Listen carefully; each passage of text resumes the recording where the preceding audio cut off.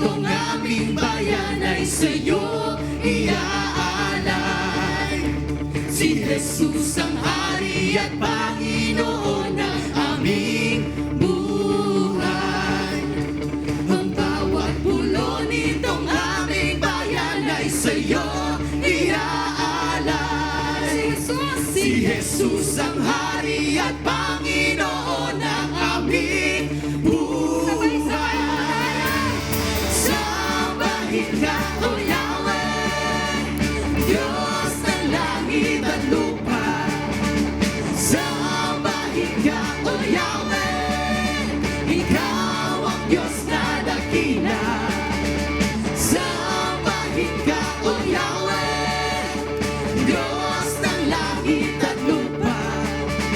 Sambahin ka, O Yahweh, Ikaw ang Diyos na dakila sa Luzon.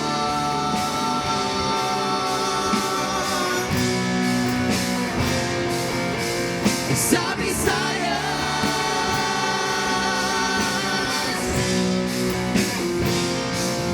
sa Mindanao,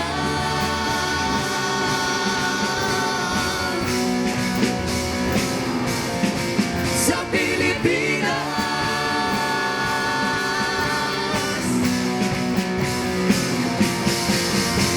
sambahin ka, O Yahweh.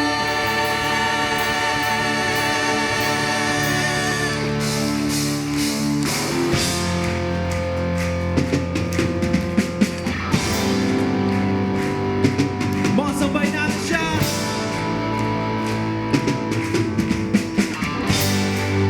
Sabay-sabay.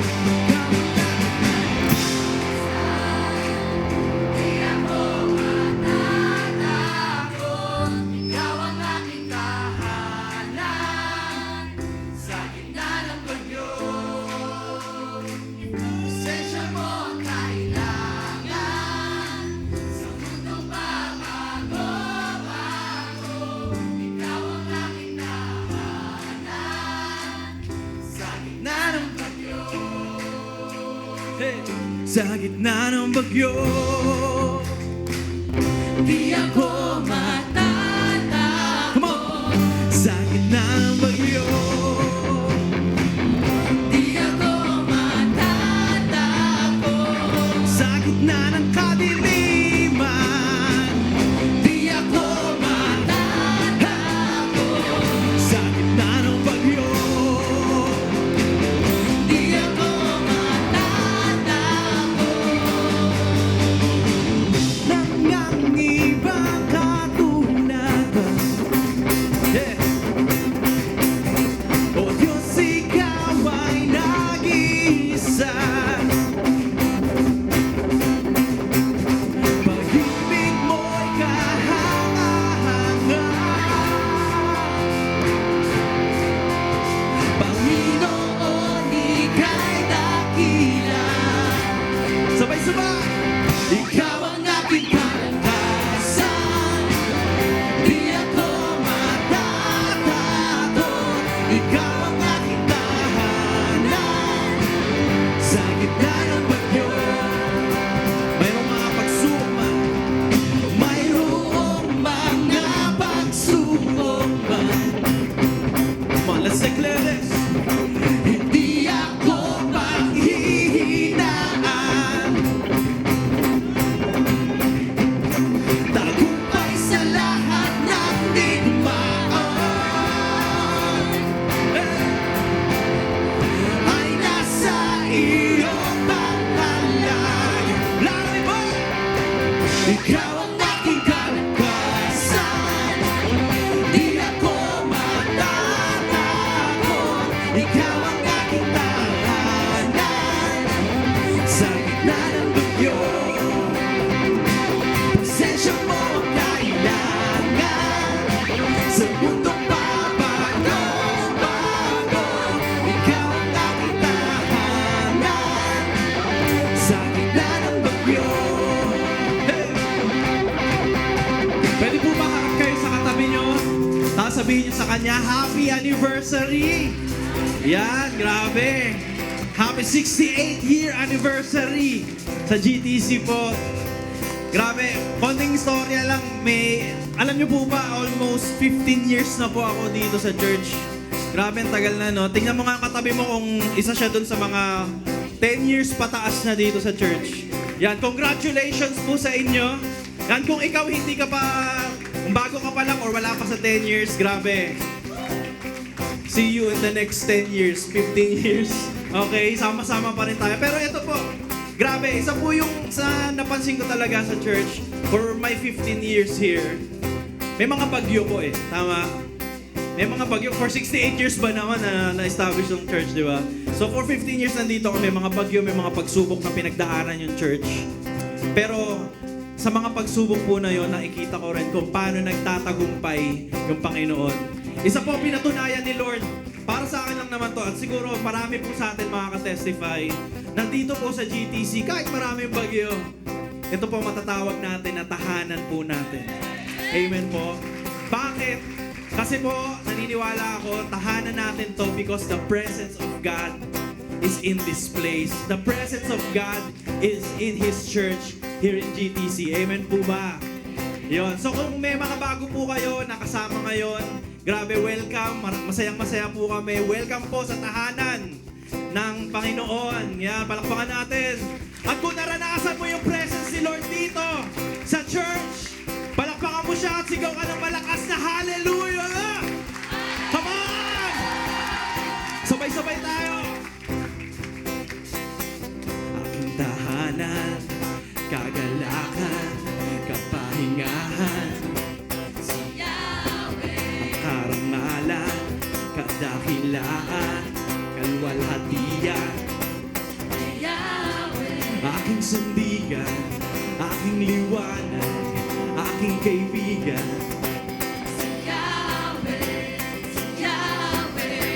Kay Yahweh. Sabay-sabay! Come on! Aking tahanan, kagalakan, kapahingahan. Sino? Si Yahweh. Ang karangalan, kadakilaan, para kanino? Kay Yahweh. Aking sandigan, aking liwanag, aking kaibigan. Si Yahweh, si Yahweh.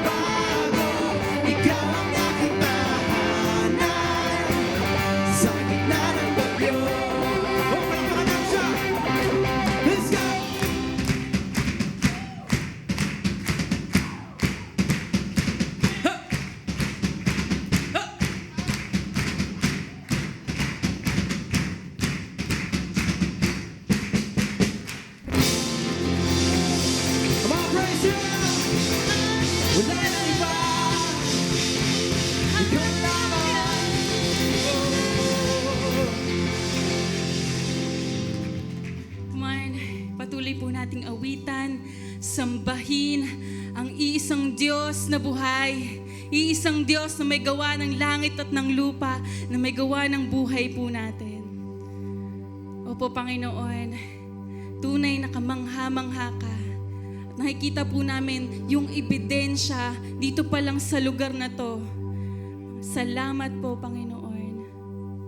Hawitan po natin ang ating Diyos.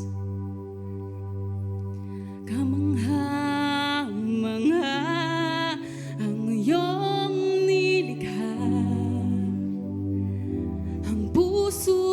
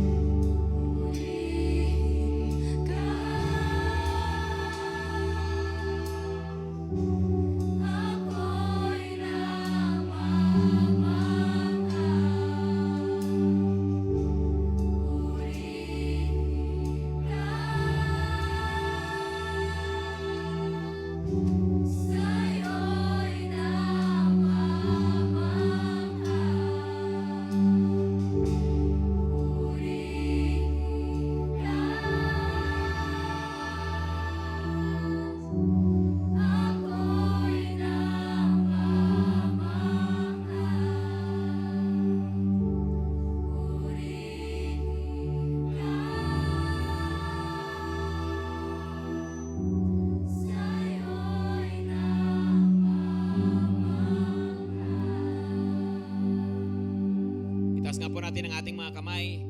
At sampahin natin ang Panginoon. Opo, Panginoong Diyos, sa aming Panginoong Hesukristo.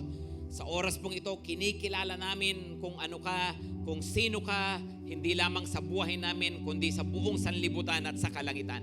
Ikaw ang hari ng mga hari, Panginoon ng mga Panginoon, kapuri-puri, kasamba-samba, kahanga-hanga, kamangha-mangha. Panginoon, kataas-taasan ka sa lahat, walang makakapantay po sa iyo. At salamat nga po, Panginoon, naranasan din namin sa aming mga buhay kung ano ang iyong kapangyarihan. Ang mga buhay namin mismo, Panginoon, nagpapakita. May mga nangyari sa amin, mga naranasan namin. Alam namin, hindi dahil sa amin, kundi dahil sa kilos mo, dahil sa kabutihan mo. Ang kwento ng church na ito, Panginoon, alam namin, hindi dahil sa amin, kundi dahil po sa iyong mga kamangha-manghang magawa. Panginoon, humahanga kami. You are awesome, God. You are amazing, God. Pinupuri ka namin, sinasamba ka namin. At sa oras na ito, binibigay namin sa iyo ang aming pinakamataas na pagpupuri. Come on mga kapatid, bigyan nga natin ng isang malakas na palakpak ang ating Panginoong Diyos. Kung pumapalakpak ka sa tao, mas dapat palakpakan ang Panginoon. Minsan, hindi sapat ang salita. Pag namamangha ka, words are not enough. Pero sa pamagitan ng iyong mga kamay, sa pamagitan ng pagpapalakpak, mas nabibigay natin ang papuri na dapat para sa Kanya. Thank you, Lord. Thank you, Lord. We honor you, Jesus. We honor you. Thank you, God. In Jesus' name, amen at amen. Sige po, habang umuupo, pakibati nga ang katabi ng happy 68th anniversary. Yan, 68 years old na po tayo. At ito po yung ating pangatlo po na celebration. Alam nyo ba, nakatatlong celebration na tayo. Ngayon pong araw na to, mula kaninang 10 a.m. Meron din po tayo kaninang 3 p.m. At ito yung pangatlo natin dahil minabuti nga natin na dito tayo kaysa doon tayo sa theater sa Victory Mall. Okay? So, ayun po, salamat sa mga ministers po natin. Kaninang umaga pa rin po nila ginagawa yan, pero iba po pag may kalakasan galing sa Lord, parang diesel yan, habang tumatagal mas lumalakas. Amen? Okay, sige po, pagbulay-bulayan natin ang Word of God para sa anniversary na ito at para sa atin lahat, of course, para sa mga bisita po natin, na may mga bisita po dyan, mga first-timers, kaway-kaway naman po. Come on, kaway-kaway, no? Yan, the Lord loves you. You are very much welcome dito po sa Grace Testament Church.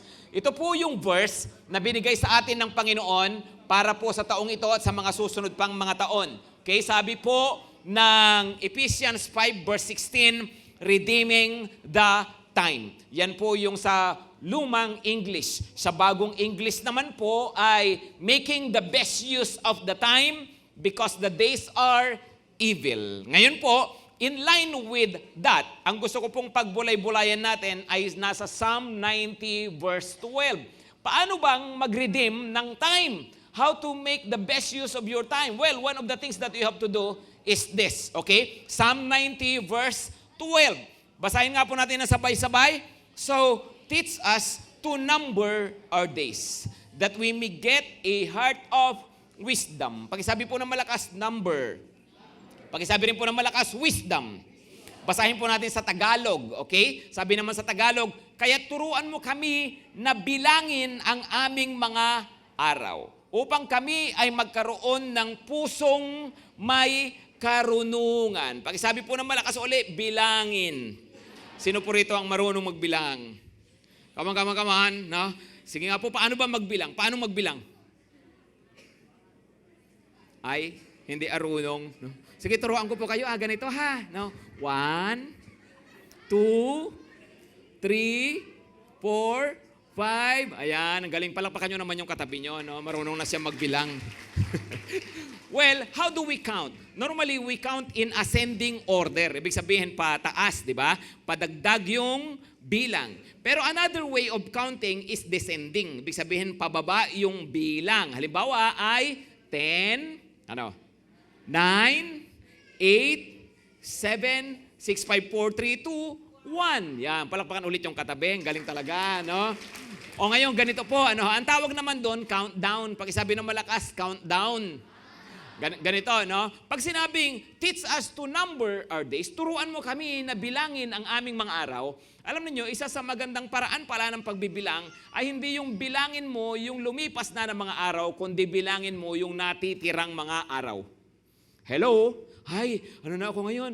21 na ako. Ilan pa kayang taon ang natitira? Dapat ganon. Di ba? Kasi di ba pag nagbo-birthday tayo, ayan, nadagdagan na naman ako ng 1 taon. Sabi natin, right? Nadagdagan na naman, no? Pero, pwede rin ba na sabihin mong hindi yun nadagdagan, kundi, ayan, nabawasan na naman ako ng 1 taon. Dahil yun ang realidad ng buhay, habang lumilipas, habang dumarating ang birthday, hindi tayo actually nadadagdagan, nababawasan yung mga taon natin sa buhay. Tama ba, mga kapatid? Hello, tama ba? No? Kahit sino pa tayo, kahit maedad na tayo, kahit batang-bata ka pa, yun ang realidad ng buhay. Ang buhay natin ay habang lumilipas, of course, yan ay nababawasan. Come on, kung may katabi kang youth dyan, sabihin mo, para sa'yo to, no? Kahit bata ka pa. Amen? Sabihin mo sa kanya, may araw ka rin. Kaya sabi niya, no, teach us to number our days. Ngayon, kasi pagdating nga sa mga araw ng buhay natin, what do we normally do ba? Ano ba yung karaniwang ginagawa ng tao sa mga araw ng kanyang buhay? Well, ang isang karaniwan nangyayari, at tingin ko karamihan ito ang nangyayari, nagpapalipas ng araw. Tama? Tama? Ang araw para sa maraming tao, pinapalipas lang, pinapalipas. Ayan, no, kung ano ginagawa para mapalipas yung araw. Yung iba naman, pag naiinip, yan, naglilibang para mapalipas yung araw. Yung iba naman ay iniraraos ang araw. Tama? Diba may mga nakakausap ka, o kumusta ka na? Ito na, nakakaraos naman, araw-araw. Di ba? So, yung iba naman ay talaga dahil sa minsan mga problema, mga pinagdadaanan sa buhay, yan, nakakaraos. Yung iba naman ay ginagamit ang kanilang araw. Tama? Ito yung may mga inaabot, may mga pinapangarap, so nagsusumikap, so gamit yung kanilang mga araw. Okay? Tama yun, ginagamit natin ang ating araw, pero dito naman sa verse na binasa natin, ang dapat daw sa araw natin, binibilang. Okay, pakitingnan katabi uli, pakisabihan magbilang ka raw, bebe, no? Bakit daw? Ano ang dulot ng pagbibilang? Sabi niya, upang magkaroon ng pusong may karunungan. Naniniwala ba kayo doon? Nakakarunong ang pagbibilang? Nakakawais? When you count, you become wise? Come on. Sabi niya, teach us to number so we can have heart of wisdom. Nakakawais ba pag nagbibilang? Oo nga naman, sa totoo, halimbawa, sample, no? Nagbilang ka ng pera sa bulsa mo, nakita mo 20 na lang. Di ba? Nakakatalino yon, tama? Tama? Mukhang mas mag-iisipan mo kung saan mo gagamitin. Kung marami, ano ka lang basta gastos lang ng gastos, tapos pa nakita mo, ay, 20 na lang, hindi na pwedeng pang SB to, no? 3-in-1 na lang to. Tama? Hindi nga, tama? Di ba? Pag tinignan mo yung budget mo, hindi na aabot sa 1 buwan. Ang mangyari, magtitipid ka, iisipin mo kung saan mo mas mabuting gagamitin, no? Nagiging wais tayo pag nagbibilang tayo. Tama? Kung totoo yun sa pera, totoo yun din po yun pagdating po sa oras at mga araw ng buhay natin. Pag binibilang daw natin ang araw natin, mas nagiging wise tayo sa ating pamumuhay. So, gusto ko pong pag-usapan natin wisdom. Pag-isabi ng malakas, wisdom. Ano bang wisdom ang sinasabi dito? Hindi po ito wisdom na andito lang, kundi wisdom na alam mo, nararamdaman mo, pinapamuhay mo, tawag dyan, practical wisdom. Come on, pag-isabi ng malakas, practical wisdom. Magbilang ka para magkaroon ka ng wisdom. Magbilang ka, sabi niya, para ikaw ay dumunong. So what wisdom? Anong wisdom to? No, sige, pag-isipan ninyo nga to. No? Pag pa sinabing wisdom, masasabi bang wisdom yung katwiran ng marami ngayon na YOLO? Hello? YOLO. Ano yung YOLO uli? Diba? You only live once. Okay, o yung ganong katwiran sa buhay. Do you think it's wise? Come on, wise ba yon? Yung ganung pananaw sa buhay, you only live once, minsan ka lang mabuhay, gawin mo na lahat ng gusto mo. Diba? Isagad mo na. Diba? Live life to the fullest. Diba? Sabi nila, no? Kung ano yung maisip mo, kung ano yung trip mo, sige, minsan ka lang naman mabuhay . Tingin nyo wisdom yon, karunungan yon? Come on, actually hindi yun wisdom. That's foolishness. Hindi yung karunungan, yun ay kalokohan. Kung ganon tayo mag-isip sa buhay. Maliwanag, mga kapatid? So ano ang wisdom? Tatlong bagay ang gusto kong pag-usapan natin na wisdom na hindi naman bago, actually old wisdom, pero maganda na pakinggan natin uli at seryosohin natin ngayon. Unang wisdom na tinutukoy pag sinabing, pag nagbibilang ka, nagiging wise ka, una na kailangan nating seryosohin ay yung sinasabi na life is short. That is wisdom. First wisdom is life is short. Maiksi ang buhay. At pagdating po sa pag sa iksi o haba ng buhay, of course mayroong sikat dyan, pakipakita nga yung picture dyan, no?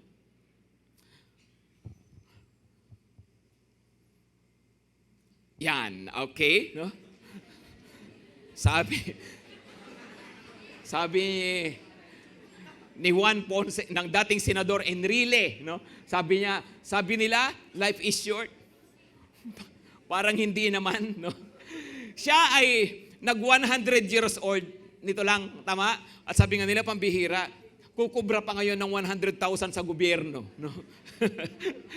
So, pag pinag-uusapan nga kasi yung haba ng buhay, of course, laging tampulan na nga ng tukso, ng mga ganyang mga memes, itong ating dating senador. Okay? Tingnan nyo to, no? Gaano na raw ba siya katanda, no? Actually, andyan na siya mula pa nung likhain ang sanlibutan, no? Kasi sabi niya, nung sinabi, let there be light, ako pa yung nagsindi ng ilaw, no? Tapos, nung likhain si Adan saka si Eva, next, yan. I remember yung prutas na kinagat ni Eva. Tanim ko yun eh. Kaysa tapos, itong mga malapit-lapit ng konti sa ating kapanahunan, no, sabi, naalala ko pa nung pinunit nila Bonifacio ang sedula. No? Nilawayan ko pa yung sa akin. Para pantay ang punit. Okay, next, ito mas malapit na talaga. No? Tanda ko pa nung sabihin ni General MacArthur, I shall return. Andun ako noon, sabi ko, pasalubong pre. No? Pero bakit ganito? No? Bakit ganyan? Bakit pag sinasabing buhay ay laging pinag-uusapan at laging daming mga ganyang memes kay dating Senador Enrile. Why is that? Kasi ito ang totoo. We are not used to seeing very old people.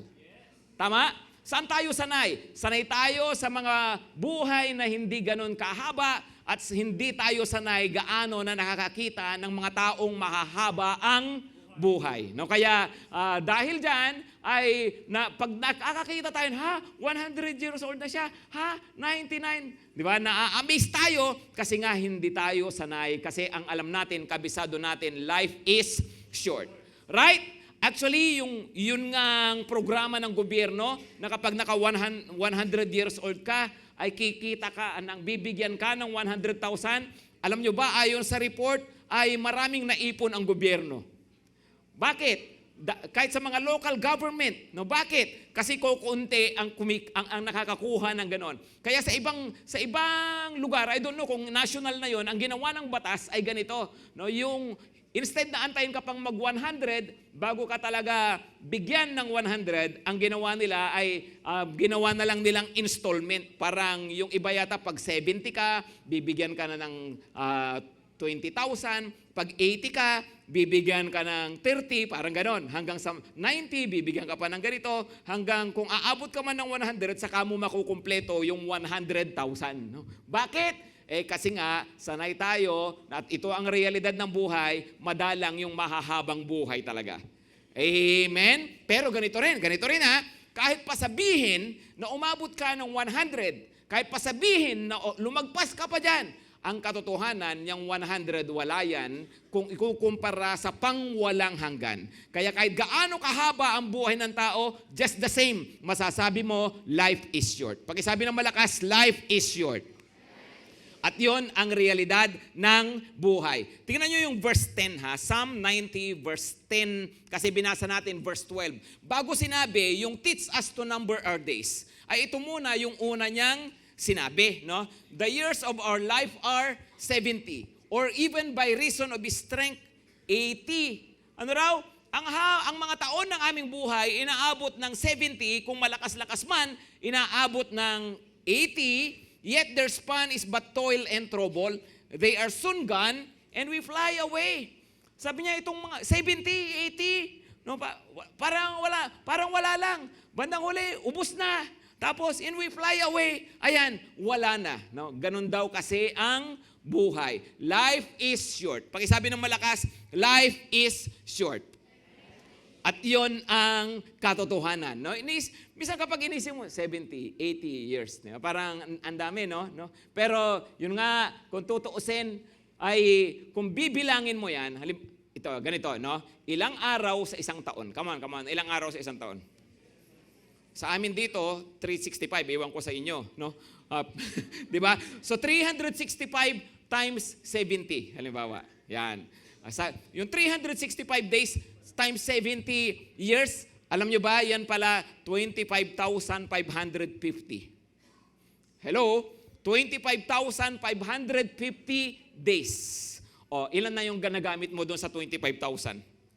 Okay? So kung 80 naman, kung aabutin ka naman ng 80 years, 365 times 80 ay 29,200 days.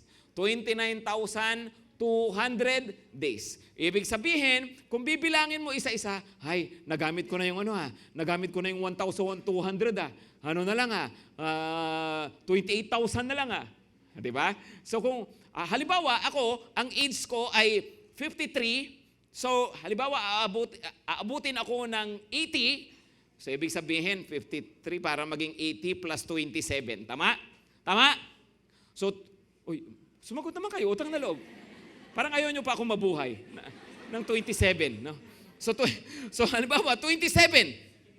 365 times 27 years, meron akong 9,855. So bukas, 9,854 na lang. Sa Lunes, sa Martes, 9,853. Aba, kung mag-iisip ka pala ng ganon, makukonsyus ka, aba, oo nga, ang araw na uubos. Tama? Hello, tama? Life is short. Pakisabi ng malakas, life is short. Minsan akala natin parang walang katapusan ng buhay. Lalo na pagbata pa tayo, malakas tayo, parang wala tayong pakialam. Pero tandaan mo, life is short. Tingnan nyo to James 4 verse 13 hanggang 16. Santiago, no?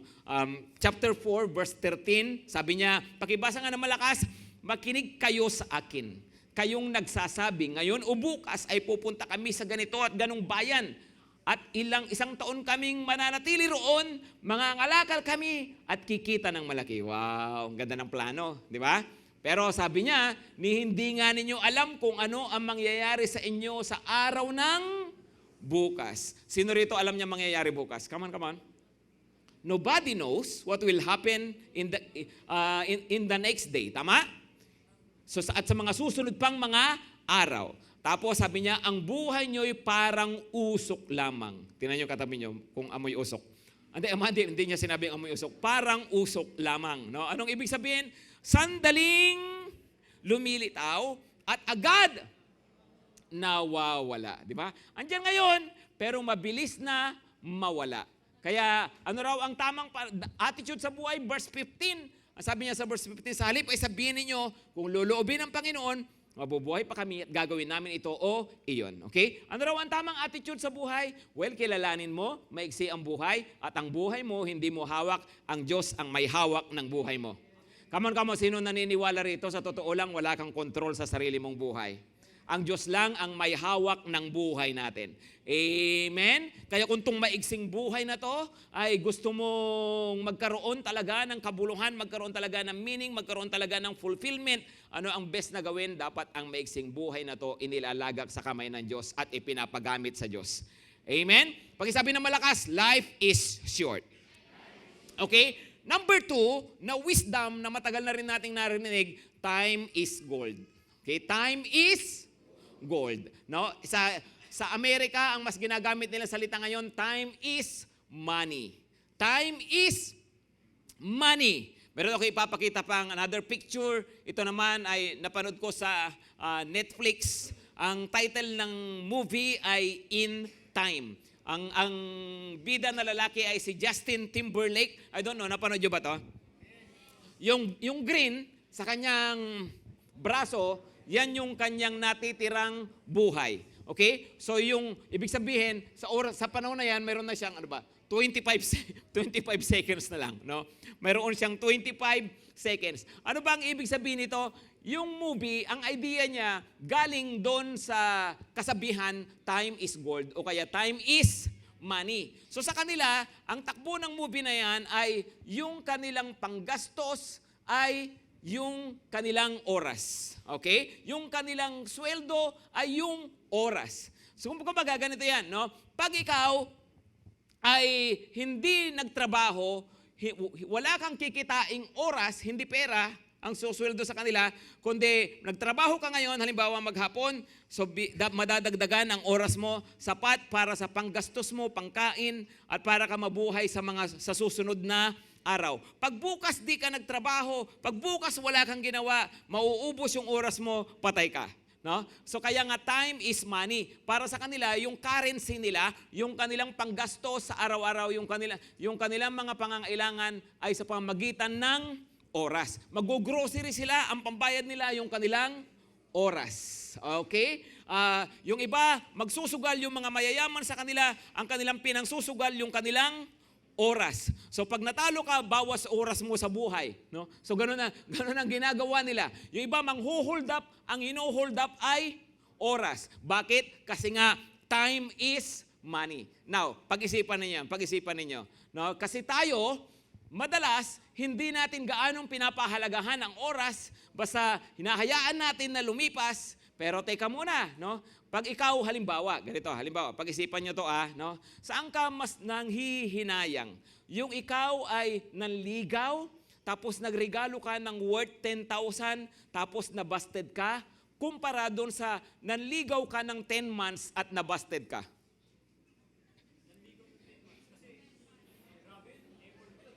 Okay, come on, anong mas masakit doon? Anong mas masakit? Yung nawalan ka ng pera o nawalan ka ng panahon? Yung nag-ubos ka ng pera o nag-ubos ka ng panahon? Come on. O, di ba? Sa totoo lang, kung titingnan na, ganun nga pala kahalaga yung oras. Tama? All this time, akala ko tayo na, yung pala kayo na. No? O, ang sakit nun, bes. Di ba? Hello? Di ba? So, kasi nga, yun nga, no? Yung oras ay dapat ituring natin na isa sa pinakamahalagang kayamanan na ibinigay ng Diyos sa atin. Kaya lang, di ba, ganyan tayo attitude natin, di ba? Halimbawa, ikaw na nawalan ng pera, sumasama loob mo. Tama? Tama? Sayang yung pera ko. Pero pag ikaw ay nagwaldas ng oras, nagpalipas lang ng oras, walang pinaggamitan, hindi ka nang hinayang, di sumasama loob mo. Tama? Di ba? Tama? Pag yung isang tao nakikita mo, ay masyado siyang magastos sa pera, no? Para hindi maganda yung pagtingin mo, pero pag nakikita mo isang tao, tatambay-tambay, walang ginagawa. Okay, parang okay lang sa'yo, nasanay ka na sa ganon. Di ba? Di ba? Pero kung titignan natin, ang oras ay ganun pala kahalaga, then manghihinayang tayo sa oras. Pag na-scam ka sa pera, sasama ang loob mo. Tama? Pero pag na-scam ka sa oras, hello?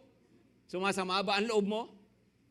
Hello, tagal niya akong pinag-antay. Ganon din lang naman pala. Scam. Hello, paano kapag nai-scam sa oras? Di ba? Pag tayo, pinaggagamitan natin ng buhay natin, bandang huli, wala naman palang kwenta. Wala naman palang kabuluhan. Na-scam ka, bebe. Hello, puro ka Netflix, scam. Na-scam yung oras mo. Puro ka social media, na-scam yung oras mo. Hello? Ito pang isang na-scam. Tingnan nyo to Sa Luke 12, verse 16 hanggang 21. Luke 12, verse 16 hanggang 21. Sabi, pakibasa ng malakas, pagkatapos, isinalaysay ni Jesus ang isang taling haga. Isang mayaman ang umani ng sagana sa kanyang bukirin. Kaya't sinanasabi niya sa sarili, ano ang gagawin ko ngayon? Wala na akong paglagyan ng aking mga ani. Alam ko na, ipagigiba ko ang aking mga kamalig at magpapatayo ako ng mas malalaki. Doon ko ilalagay ang aking ani at ibang ari-arian. Verse 19, pagkatapos ay sasabihin ko sa aking sarili, marami ka nang naipon para sa mahabang panahon. Kaya't magpahinga ka na lamang, kumain, uminom, at magpakasaya.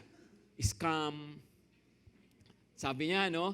Yung buhay niya, ginugol niya sa pagpapayaman. Yung buhay niya, ginugol niya sa hanap buhay. Yung oras niya, naubos sa ganito. Tapos ang okay na siya, nakuha na niya yung mga gusto niya. Ayan, chill na ako, relax na ako, no? Papakasaya na lang ako. At yung i-enjoyin ko na lang yung mga napundar ko. Bandang huli, bakit siya na-scam? Tingnan nyo Ngunit sinabi sa kanya ng Diyos, hangal. Sa gabing ito'y babawian ka na ng buhay. Kanino ngayon mapupunta ang mga nilaan mo para sa iyong sarili? Di ba? Imagine, buong buhay niya, ganito yung ginawa niya. Tapos bandang huli, hindi rin naman niya napakinabangan. Wawa. Di ba? Sabi po ng verse 21, sabi ng Panginoon, verse 21, okay? Ganon din ang sasapitin ng sinumang nag-iipon ng kayamanan para sa sarili, ngunit dukha naman sa paningin ng Diyos. Gayon din naman, sabi niya, kung yung buhay mo, yung lakas mo, yung oras mo, ginugol mo sa mga bagay lang sa mundong ito, wala kang oras para sa Diyos. Yung hindi mo binibigay ang buhay mo sa Panginoon, bandang huli, scam lang lahat ng iyan. No? Bandang huli, sabi niya, kawawa ka, sayang lahat. No? Nagsayang ka ng buhay, nagsayang ka ng oras. Hello? Hello mga kapatid. Ano sinasabi nito? So ibig sabihin, pastor, mag-church na lang tayo na mag-church. Cell group na lang tayo na cell group. Pray na lang tayo ng pray, ganun ba? So ibig sabihin, hindi na ako mag-aaral, hindi na ako magtatrabaho, hindi na ako mag-business. Come on, hindi ganun ang ibig sabihin niyan. Tama na mag-aral ka. Tama na mag-business ka. Tama na magtrabaho ka. Tama na magsumikap. Tama na mangarap sa buhay. Walang masama sa lahat ng yan. Pero take note, yung hanuman magawa natin dito, kung panglupa lang yung ginawa mo, balang araw mawawala din lahat ng yan. Okay? At dapat pala ang tamang attitude sa buhay, habang tayo ginagawa natin yung mga kailangan gawin para sa mga pangangailangan natin para sa buhay natin, pero hindi natin kinakalimutan ang Diyos na may gawa ng buhay natin, binibigyan natin siya ng oras, at talagang binibigyan natin siya ng ating lakas at ng ating panahon. Amen? Hello, amen ba? Kasi yun lang talaga ang may kabuluhan. Yun ang hindi mawawala. Kaya nga, ano ang tamang gawin sa buhay? Yung oras na ginto, time is gold, time is money. Ang malaking tanong, kasama ba sa pinagagamitan ng mahalagang oras na yan, yung higit na mahalaga si Lord? Kaya yung mga spiritual na bagay. Amen? Alam nyo, may nagsabi ganito. When you say yes to something, you also say no to something else. Okay? Every time you say yes to something, you also say no to something else. Ay, ibig sabihin, pag sinabi mong, yes, mag-Netflix ako, no? Hanggang 3 a.m.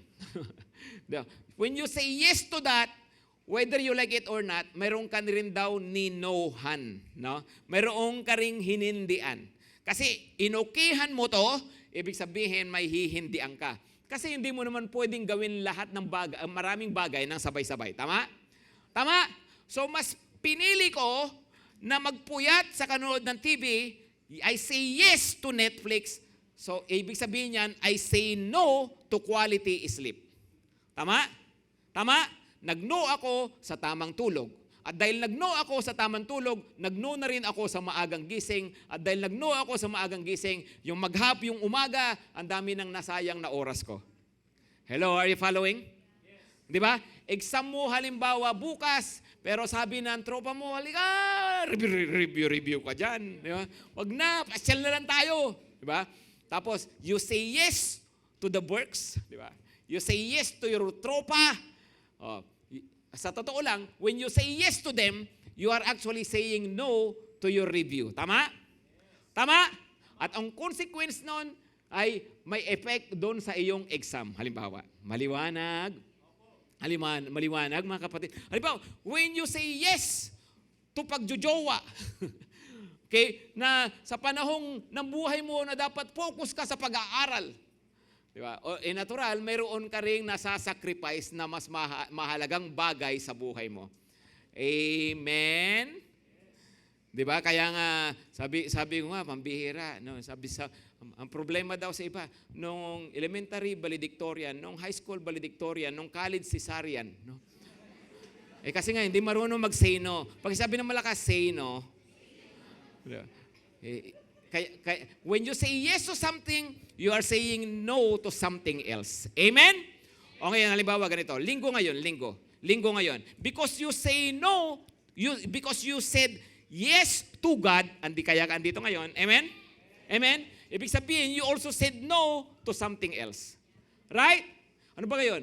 Dapat naglalaba ako ngayon, pero andito ako ngayon. Congratulations, pinili mo si Lord kaysa batya. Amen? Sabi kasi nung iba, di ba sabat nga, pastor, sabat, kaya dapat laba kasi sabat siya. Di ba? Hindi ganun. So, hindi nga po, di ba? Yun ang reality ng buhay. Halimbawa, cell group ko ngayon, ano ba ang pipiliin ko? No? Pipiliin ko ba to o pipiliin ko yung cell group? So, yun talaga ang reality. Ngayon, di natin namamalayan, every time na may pinipili tayo, mayroon tayong kinatanggihan din. Tama? Kaya nga, kaysa piliin mo, kapatid, kaya dapat ganito ang buhay. No? Ganito tayo mag-isip. Okay? Since time is gold, tuwing mayroon akong pipiliin na gawin na to, hindi ko lang siya iisipin, kundi iisipin ko ano yung tinatalikuran ko, ano yung tinatanggihan ko pag ginawa ko to. Tama? Hello? Tama ba? Mag-Facebook lang ako mamayang gabi. Yun ang pampaantok ko. Okay? So, ibig sabihin, you say yes to Facebook, pero how about saying no to prayer? Saying no to devotion? Kasi yun yung effect nun. Tama? Hello? Maliwanag?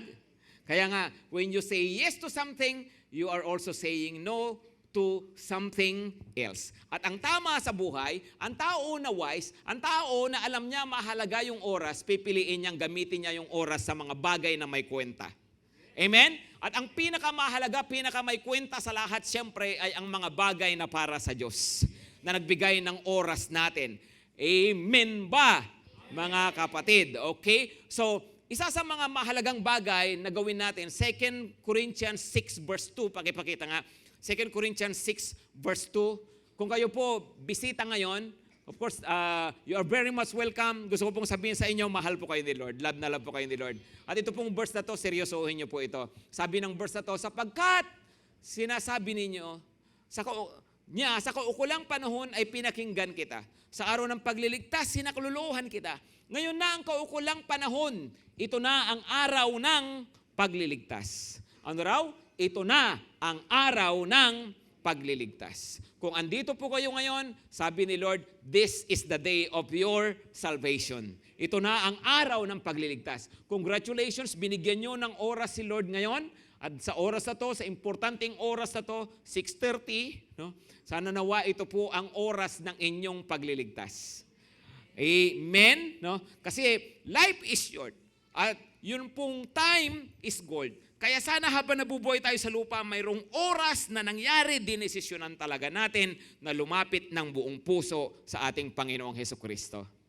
Okay, mamaya po, tutuloy ko po yan, para tayo po ay magkaroon ng pagkakataon na lumapit ng buong puso sa Panginoon. Punta po muna tayo rito, number 3 na wisdom, last na po. Number 3, God is just. Okay, God is just. Ano yung number 1? Life is short. Number 2, time is gold. Ngayon, number 3, God is just. Anong kinalaman nun, pastor? Anong kinalaman? Na ang Diyos ay makatarungan, doon sa maiksi ang buhay. Well, ganito lang po. Kung ang Diyos ay Diyos na makatarungan, ibig pong sabihin, tayo po ay mananagot sa Kanya kung paano tayong nabuhay sa mundong ito at kung paano nating ginamit yung ating oras. Yung maiksing panahon sa mundong ito. Amen? Hello? Amen po ba? Okay? Tingnan nyo 2 Corinthians 5 verse 10. 2 Corinthians 5 verse 10. Ito pong verse na to, ang tinutukoy dito, yung mga tumanggap na kay Jesus. Mga mananampalataya kay Jesus. Mga taong kapag namatay, pupunta sa langit. Okay? So, haharap sa Panginoon para tumanggap ng gantimpala. Pwede rin tumanggap ng saway, tumanggap ng rebuke. Sabi niya ganito, sapagkat lahat tayo ay haharap sa hukuman ni Kristo at tatanggap ng nararapat ayon sa ating mga gawang mabuti o masama. nang tayo'y nabubuhay pa sa katawang ito. Ibig sabihin, yung short life ay pananagutan din natin sa Panginoon balang araw kung paano natin ipinamuhay. Yung oras na pinagkatiwala sa atin, pananagutan din natin kung paano natin ginamit ang bawat oras na binigay sa atin. And I would say that the more time for God here on earth, the more rewards for eternity. Okay, mas marami kang oras na para sa Panginoon sa mundong ito, yung quality time no?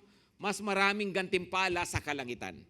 Okay? Mayroon tayo narinig din na sabi ng Panginoong Jesus, much is given, much is required. Pakisabi ng malakas, much is given, much is required.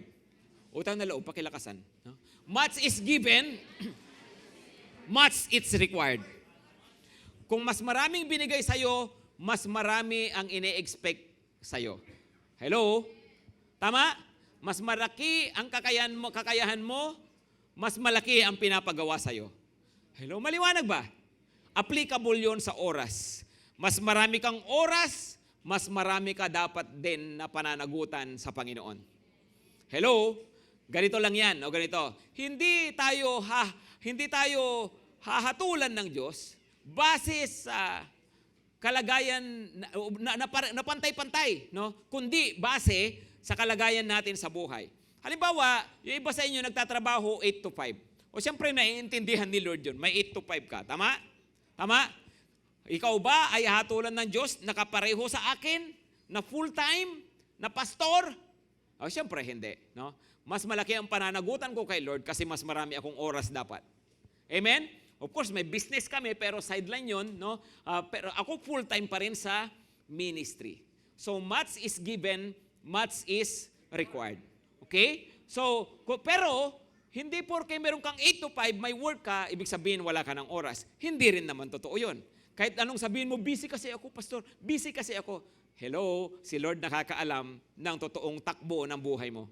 Si Lord nakakaalam kung paano ka nabubuhay sa araw-araw. Yung sasabihin mo, no? Sabi mo, busy ako, sabi ni Lord. E anong ginagawa mo sa ganitong oras? Kung sasabihin na wala kang time para sa akin. Besides, busyness is not a substitute to holiness. Hello?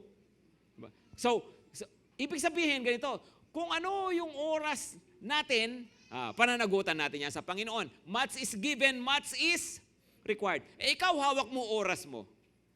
Diba? Ikaw, sa totoo lang, malaya kang gawin ang gusto mong gawin.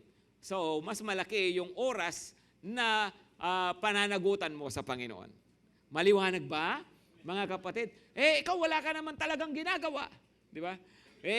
Kaya nga, kung ganoon, mas malaki po, mas marami tayong oras.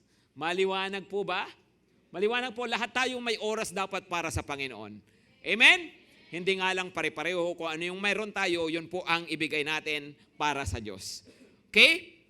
O ito pang verse na to. Ito naman po para sa mga bisita, sa mga first-timers. Hebrews 9 verse 27. Hebrews 9:27, pakibasa ng malakas. Itinakda sa mga tao na minsan lamang mamatay at pagkatapos ay ang paghuhukom. Yan, no? Ano raw? Itinakda sa tao na minsan lamang mamatay. Sa ayaw at sa gusto natin. Ang buhay may katapusan. Tama? Okay? Sa ayaw at sa gusto natin, magmula nung ipanganak tayo sa ibabaw ng mundo, lahat tayo mag-i-expire. May expiry date tayo lahat. Tama ba yun? Naniniwala ba kayo doon? Hindi nga lang natin alam kung kailan. Tama? Gusto nyo ba alam nyo ang inyong expiry date? Yung nakalagay dito sa noo, birth date. Tapos expiry date. Tapos magkakasalubong tayo, oy pre! Expiry date mo bukas ha! Happy condolence! Mabuti na rin, hindi natin alam. Tama? Pero whether we like it or not, mag-i-expire yung buhay natin sa mundo. At pag nag-expire ang buhay natin, ito daw, no? Haharap tayo sa Diyos. Hello? Harap tayo sa Panginoon. Ano raw? Para sa paghuhukom. Langit o impyerno. So, ano ang dapat? Habang nabubuhay ako rito sa lupa, I will always remember maiksi ang buhay, life is short, at dapat yung oras na mayroon ako dito sa lupang ito, mas magiging gintong-ginto ito kapakipakinabang kung isa sa mga oras na yun, nagdesisyon talaga ako na tanggapin si Jesus sa buhay ko. At alam niyo kung kailan yung oras na yun? Ngayon. This is the hour of your salvation. Amen? Pag tayo po magdedesisyon na kilalanin at tanggapin ang Panginoong Hesukristo sa ating buhay. Balang araw, harap tayo kay Lord, sasabihin niya, welcome. Welcome to my kingdom. Do you want that, mga kapatid? Okay po, sige po, yumuko tayong lahat po at pumikit. Gusto ko pong bigyan po ng pagkakataon ng lahat. Kung kayo po, alam niyo tinanggap mo na si Lord at matagal ka na rito sa church, of course, sabihin mo ngayon sa Panginoon, alam ko kinakausap ka ng Panginoon, sinasabihin ka niya, anak, no, life is short, time is gold. Ano nang ginagawa mo para sa akin? Kumusta ka na ngayon? Kumusta ka na sa relasyon mo sa akin? Wala na tayong quality time. Kung mag-pray ka, ano na lang, parang masabi lang na nakapag-pray. Hindi ka na nagdi-devotion.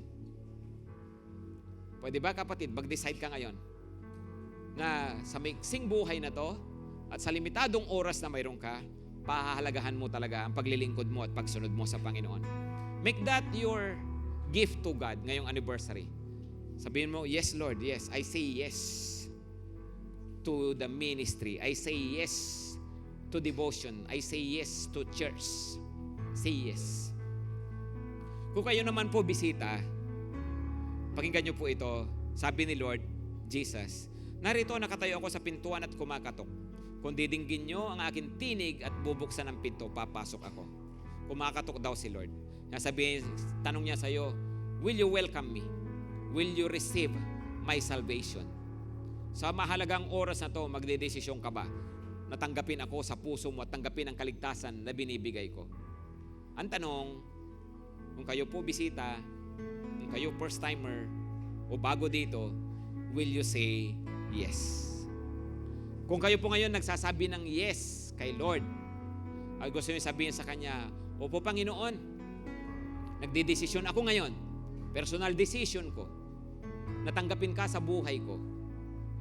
Personal decision ko na magmula ngayon, ang buhay ko para sa iyo, ang maiksing buhay na to. Then this is your golden hour, golden time. Pagdedesisyon na na tumanggap sa Panginoong Hesukristo.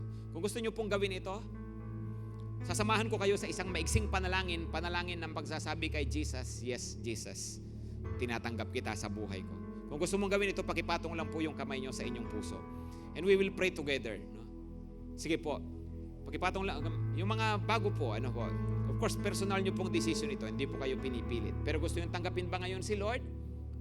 Sa buhay ninyo, ipatong nyo lang po kamay sa puso ninyo, sa tapat ng puso, at sambitin nyo itong prayer po na to. Pakisambit ng galing sa puso. Sige po, sabihin nyo ito.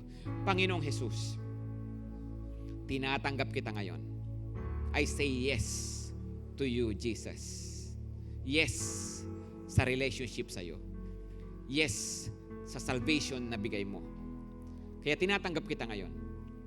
Sinasampalatayanan bilang Panginoon ko at tagapagligtas ko. Patawad sa mga kasalanan ko. Tinatalikuran ko ang mga ito. Sumasampalataya ako na ikaw ay Diyos na nagkatawang tao, na ikaw ay namatay sa krus at muling nabuhay. I believe in you, Lord, and I receive you in my heart. Thank you, Lord. In Jesus' name, amen at amen. Purihin po ang Panginoon. Amen at amen. Okay, sige po. Pwede po ba? Gusto ko lang pong i-welcome yung mga first-timers po natin, yung mga bisita po natin. Tayo naman po kayo para ma-welcome po namin kayo, ma-recognize po namin kayo. Sige po, tayo lang po kayo. Huwag po kayong mahiya. Sige po. Tayo po kayo. Yan. Thank you, thank you. Sige po, yung mga first-timer, tayo po kayo lahat. Thank you, thank you. Yan, thank you, thank you. Okay, isang malakas sa palakpak naman dyan. Sige po, manatili lang kayo nakatayo. Thank you, thank you. Sige po, yan. Invite ko po kayo, doon po sa kabilang building lang po, para makilala po namin kayo. Tapos po, meron din po kaming inihanda kasi para sa inyo. So mayroon po kaming inihanda na mas special na merienda para sa inyo. Kami lang po kasi rito, Skyflex lang kami rito. Hati pa kami. Kayo po, may special kayong merienda. Sama lang po kayo sa kabila, sakay kayo ng LRT, Tapos baba kayo, sakay kayo ng bus. Hindi po, hindi po. Doon lang po sa kabila. Sige po, punta po kayo. Sama kayo sa kanila. Yan. Sige po. In case po mayroong hindi makalakad o pwede pong mag-stay. Sige po.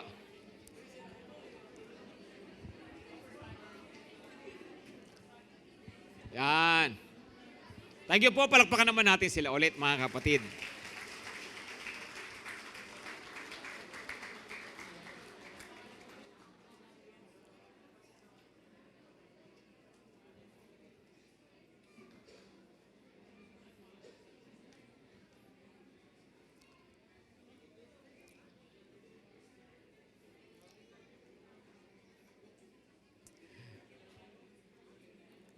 Okay, yan. Tayo naman po na naririto ay tuloy-tuloy po tayo kagaya po ng announcement po natin. Ang Sunday po na ito will be our First Fruits Sunday. Yan.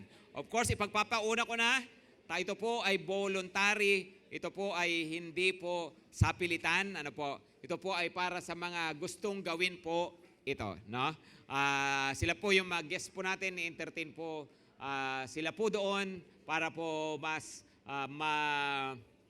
mapag-pray po sila, mas ma-ministeran po sila. Tayo po rito, yun pong ating pagpapatuloy ng ating gawain, yung ating paghahandog po sa Panginoon. Sige po, panoorin lang po muna natin ito. Panoorin po natin.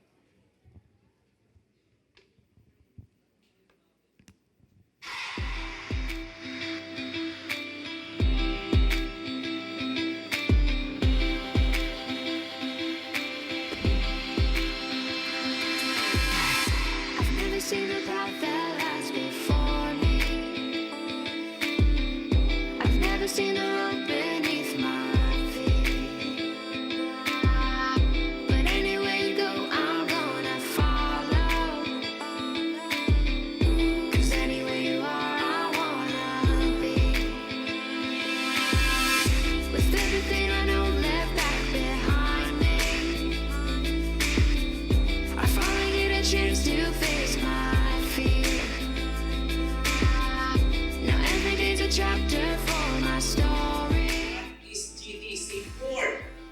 Mayroon pong pagkakataon, sabi nila, the problem with Christians, the problem with churches is that we are known for what we are against, but we are not known for what we are for. Where you go, I will go. And where you go,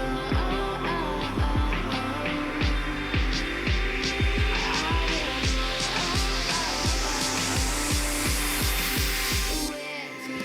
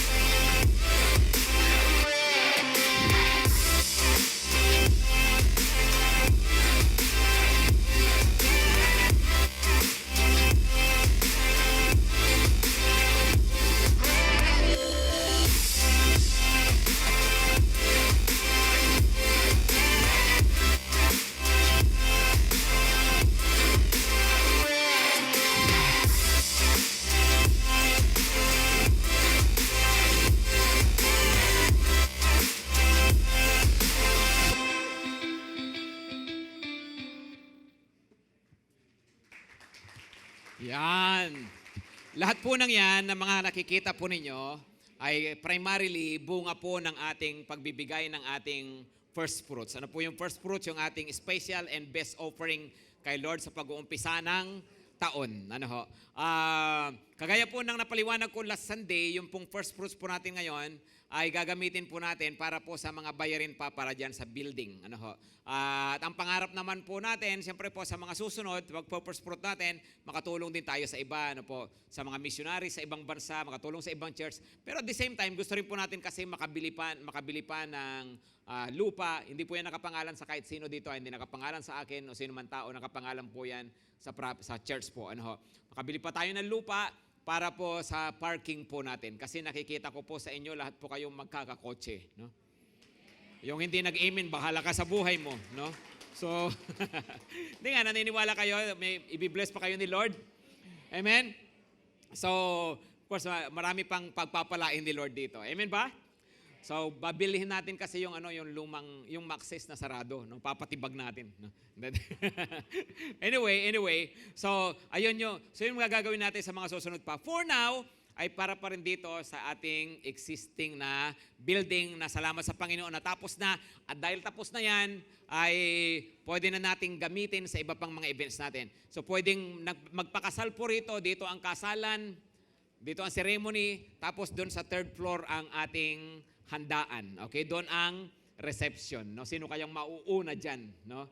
Okay. So, ganoon na. Pero ganito ang usapan. Pakakainin nyo ang lahat ng kasama sa church mula 10 a.m., 3 p.m. saka 5:30 pag kayo kinasal dito, ha? So by batch din, by batch. Okay? So, pero salamat sa Panginoon at salamat sa ating patuloy na pagsuporta. Basahin lang natin ito, Proverbs 3 verse 9 and 10 uli. Proverbs 3 verse 9 and 10, honor the Lord with your wealth. Ang paghahandog sa Panginoon ay pagpaparangal sa Diyos, no? And with the first fruits of all your produce. Sa kanila kasi yung unang ani, yung kanilang best na ani, no? Then your barns will be filled with plenty and your vats will be bursting with wine, no? Simply put, ganito lang. Maghandog ka sa Panginoon, ibigay mo yung best na handog sa Panginoon at siya ang magbabalik sa iyo. Hindi natatalo si Lord sa bigayan. Uli po, ito ay kusa. Hindi po sa pilitan, wag po kayong mahihiya. Ito po ay kusang kaloob natin sa Panginoon.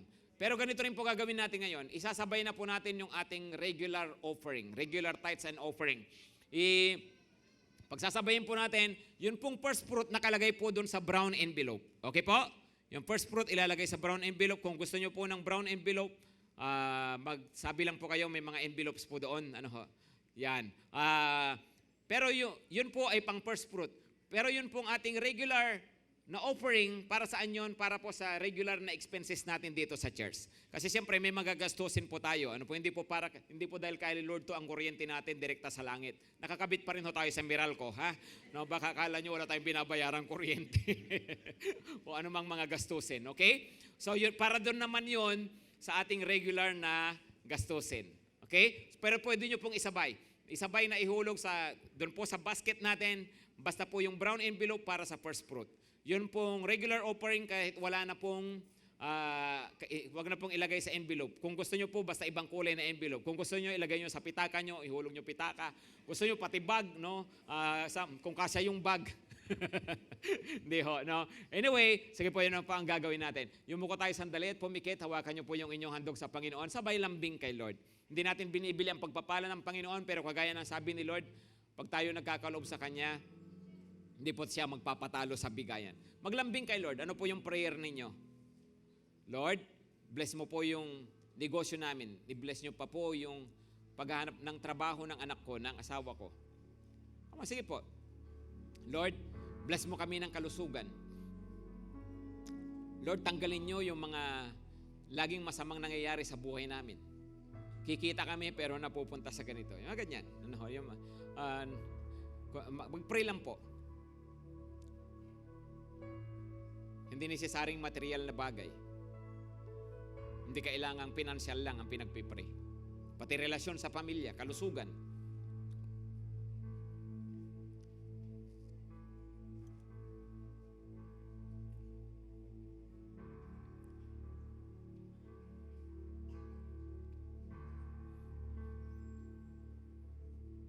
Panginoon, narito po ang aming mga handog, ang aming mga nakayanan. Salamat Lord kasi tumitingin po kayo sa puso.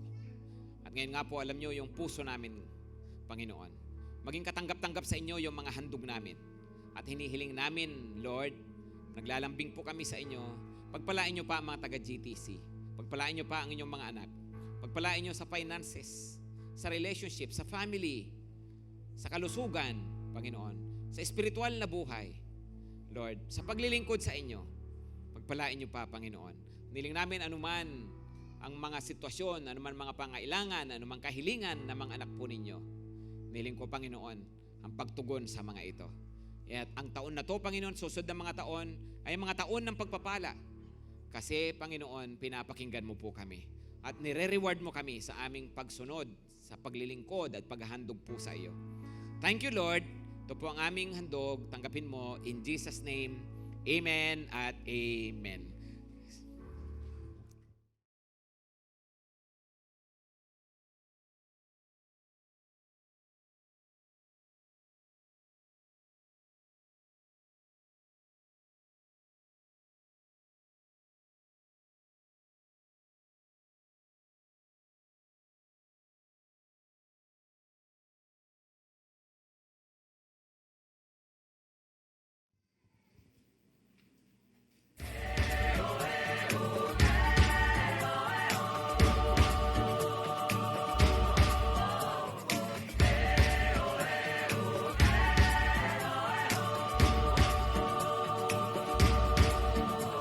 Hubarin ang takot sa iyong damdamin, ipamalas ang angking galing.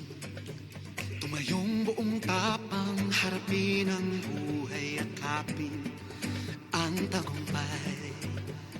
Tulungan ang kapwa't bigyang halaga, wag hatakin ng pababa. Isipin huwag sana ang sarili lang, pakisama't bayanihan. Subukan nating isulong at ligawan ang magandang bukas. Ikaw at ako magkasama tayo sa lubungin ng kinabukasan.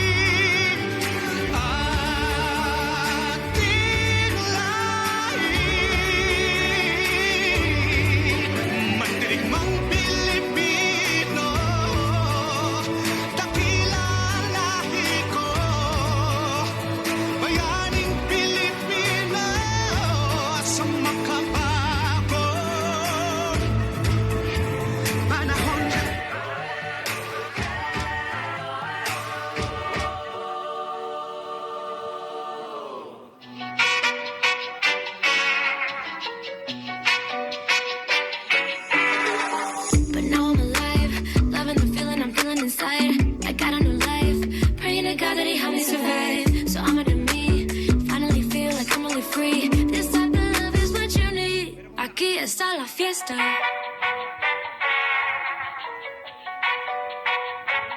Aquí está la fiesta. So here I am, aquí estoy. Aquí está la fiesta. So here I am, aquí estoy. Aquí está la fiesta.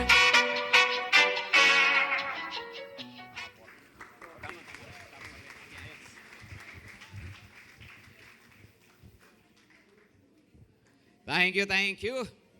Sige po, tumayo na po tayo lahat. Tayo po yung magwawakas sa panalangin.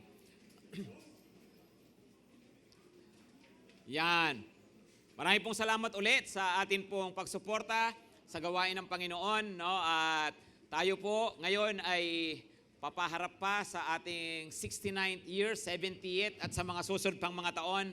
Pero salamat sa Lord, ang church po natin, ang GTC, isa sa pinakamatandang church sa Caloocan. Pero masasabi natin, by the grace of God, isa po tayo sa pinakamalakas, pinakamasigla. Habang tumatanda, bumabata. Amen? Tingnan nyo yung katabi nyo. No? Wow, no? Para hindi ka mukhang 99 ha. No? Di ba? Bats mo si Enrile. Pero, yun po, pero lahat ng yan, biyaya po ni Lord. Amen? Amen? Pinapasabi lang po ng treasurer natin, kasi po yung iba, dumidirekta po nagde-deposit ng doon po sa bank account ng church ng kanilang first fruit. In case po nagawin nyo yon, ipaalam nyo po, ano po, para alam na yun po ay para sa first fruits po natin. Maliwanag po? Okay, isa nga ulit malakas sa palakpak kay Lord. Come on, come on. Thank you, Jesus. Thank you, Lord. Thank you, Lord. Manalangin po tayo. Panginoon, maraming salamat. You are so faithful. You are so good to GTC, to each and every one of us. Thank you, Lord. Nakita namin kung paano mong itinayo, sinustain, at patuloy na pinapalakas ang iyong church. Panginoon, humihingi po kami na sa mga susunod pang mga taon, panahon pa ng mas mainit, mas mabunga na paglilingkod po sa iyo. Lord, marami pang magiging mga cell group, marami pang cell leaders, marami pang disciples, marami pang maliligtas through GTC. Mapagtatanim kami ng mga churches, makakasuporta kami ng mga missionaries, magagamit mo kami hindi lamang sa lugar na to, kundi sa iba-iba pang mga bansa, Panginoon. At Lord, hindi namin alam kung kailan ka darating, pero ang panalangin namin, i-preserve nyo ang GTC. At Panginoon, daratnan mo ang church na to na malakas, mainit, at malinis sa iyong harapan, Panginoon. Marami pong salamat. At ngayon, suguin nyo kami mula rito. Taglay namin ang basbas nyo sa buhay namin. Patuloy mo kaming gamitin at ingatan at palakasin, Panginoon, at ilapit pa sa iyo. Thank you, Lord. At ngayon, mga kapatid, sa Kanya, kay Jesus, na makapag-iingat sa inyo upang hindi kayo magkasala. Sa Kanya na makapag-aharap sa inyo sa Kanyang harapan ng walang kapintasan. Sa Kanya na makapagpapalakas sa inyo para makapagpatuloy kayo sa paglilingkod at sa pagsunod sa Kanya. Sa Kanya na Panginoon natin, kay Kristong ating tagapagligtas. Sa Kanya ang lahat ng kapurihan, karangalan, kaluwalhatian mula pa nung una, ngayon at magpakailanman. Amen at Amen. Tuloy po natin papurihan ng Panginoon.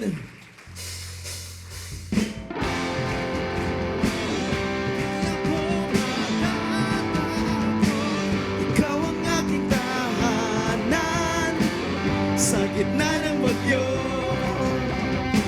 Presensya mo ang kailangan sa mundong pabago-bago. Ikaw ang aking tahanan sa gitna ng bagyo.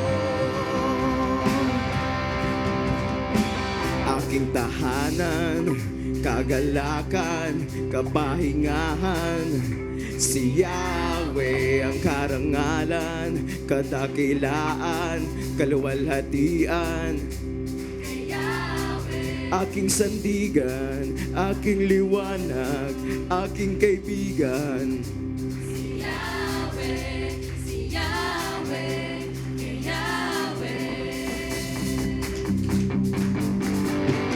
Aking tahanan, kagalakan, kapahingahan. Si Yahweh ang karangalan, kadakilaan, kaluwalhatian. Kanino?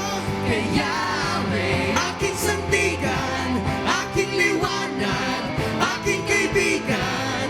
Si Yahweh, si Yahweh, kay Yahweh. Ikaw ang aking kapangyarihan.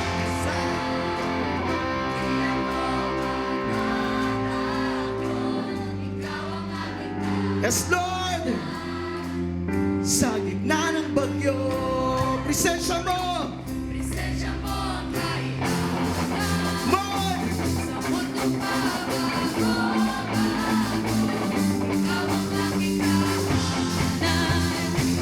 Sa gitna ng bagyo, ikaw ang aking kalakasan. Di ako matatakot. Ikaw ang aking tahanan sa gitna ng bagyo. Presensya mo ang kailangan sa mundong pabago-bago. Ikaw ang aking tahanan sa gitna ng bagyo. Let's go!